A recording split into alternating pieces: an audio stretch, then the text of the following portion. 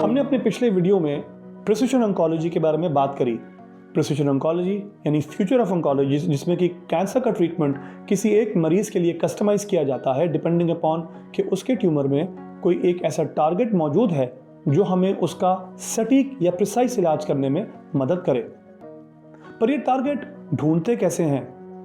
Genetic testing होती क्या है? नेक्स्ट जनरेशन सीक्वेंसिंग किस टेस्ट का नाम है? आइए जानते हैं अपने आज के वीडियो में, जो कि हम नेक्स्ट जनरेशन सीक्वेंसिंग यानी NGS के बारे में आपको जानकारी देंगे। Hello and welcome. My name is doctor Suhel Qureshi and I am a senior consultant in medical oncology at Fortis hospital, Shalimar Bagh. Cancer एक ऐसा टर्म है, एक ऐसा वर्ड है जिससे कि बहुत सारे लोग डरते भी हैं और उसको लेकर लोगों के मन में बहुत सारी अवधारणाएं हैं। एक बहुत कॉमन अवधारणा, मिसकंसेप्शन लोगों के मन में ये है कि कैंसर को छेड़ देने से या उसकी बायोप्सी करने से या उसमें नीडल डालने से कैंसर फैल जाता है। ये एक बिल्कुल ही बेबुनियाद, निराधार बात है। हाँ, कुछ कैंसर्स में हम लोगों को बायोप्सी करने की ज़रूरत महसूस नहीं होती और उसका ट्रीटमेंट और उसका डायग्नोसिस केवल ब्लड के कुछ tumour markers and radiological investigation से संभव है। लेकिन ज़्यादातर कैंसर्स में बायोप्सी न केवल कैंसर को डिटेक्ट एंड डायग्नोस करने का एक बहुत अहम हिस्सा है, बल्कि वो कैंसर के ट्रीटमेंट को आगे क्रिस्टलाइज करने में और बताने में कि किस राह पर उनका ट्रीटमेंट जाएगा, एक बहुत अहम भूमिका निभाता है। जेनेटिक टेस्टिंग जो कि ट्यूमर के ऊपर की जाती है, कई बार इस बात को बताने में मदद करती है कि क्या कोई एक पर्टिकुलर दवाई हमारे पेशेंट के लिए ज़्यादा उपयोगी सिद्ध होगी और उस पेशेंट में वो दवाई देकर हम शायद उसको कीमोथेरेपी जैसी ट्रीटमेंट से बचा भी सकते हैं। आमतौर पर हम पेशेंट्स को जो रिकमेंडेड गाइडलाइंस हैं उन्हीं के अनुसार ट्रीटमेंट देना शुरू करते हैं। बट कई बार कुछ समय के बाद अनफॉर्चुनेटली ट्यूमर बढ़ जाता है। Cancer becomes smarter and it starts to fight the treatment that we are giving and therefore it starts to progress. ऐसी situations में हमारे पास second line of treatment के ऊपर जाने के options होते हैं, लेकिन after a certain time on second line therapy, patients may progress again, and that is when a doctor may discuss with you the importance or the utility of something called next generation sequencing और NGS।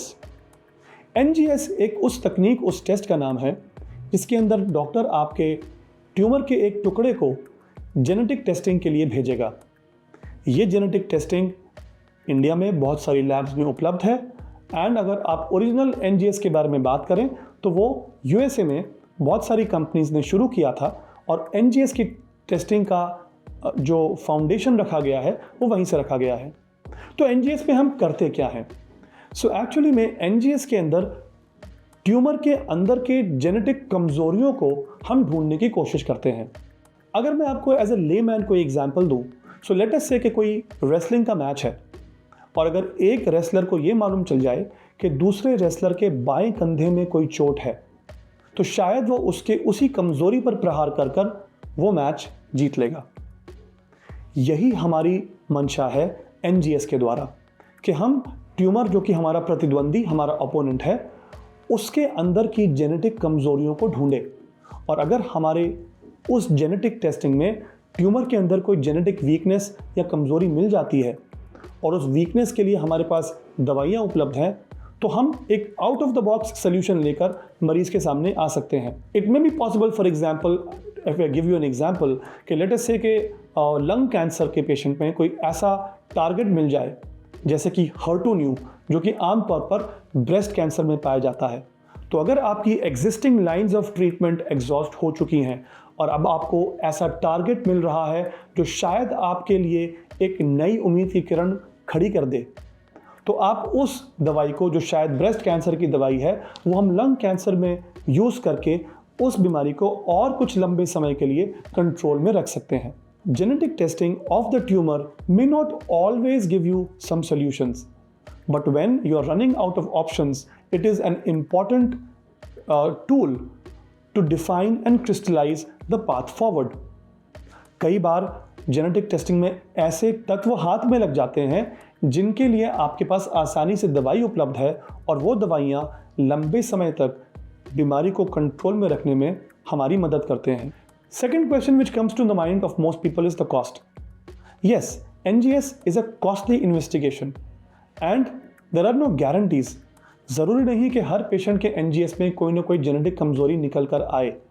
कई बार patients end up spending much money out of their pocket and the NGS may not yield any targets or any answers to the questions that we are asking.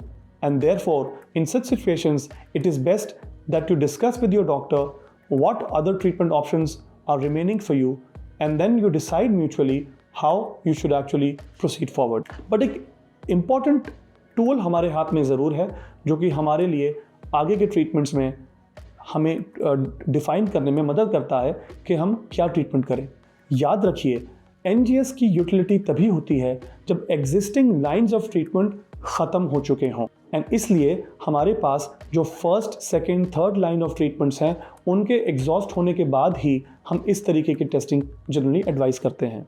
कई बार अगर tumour का tissue उपलब्ध ना हो या patient biopsy कराना ना चाहता हो या फिर पुराने वाले बायोप्सी के अंदर ट्यूमर का DNA उतना एडिक्वेट ना रहे जिससे कि हम DNA निकाल सके और उसकी जेनेटिक कमजोरियां ढूंढ सकें, तो ऐसी सिचुएशंस में another important utility tool that we have at our disposal is called liquid biopsy. Liquid biopsy में हम सिंपल एक ब्लड टेस्ट करते हैं और उस ब्लड टेस्ट में उम्मीद करते हैं कि पेशेंट का ट्यूमर हमारे ब्लड में कुछ ट्यूमर के सेल्स शेड कर रहा होगा या ट्यूमर का DNA शेड कर रहा होगा और उस ब्लड के ज़रिए हम ट्यूमर के सेल्स को या ट्यूमर के DNA को ब्लड से एक्सट्रैक्ट करते हैं और वही कमज़ोरियाँ जो हम ट्यूमर में ढूंढने की कोशिश करते हैं, then we can look for those weaknesses in the liquid biopsy or the blood. For more questions and doubts regarding liquid biopsy or NGS, please put your questions in our comments box and we'll be happy to get back to you. Thank you.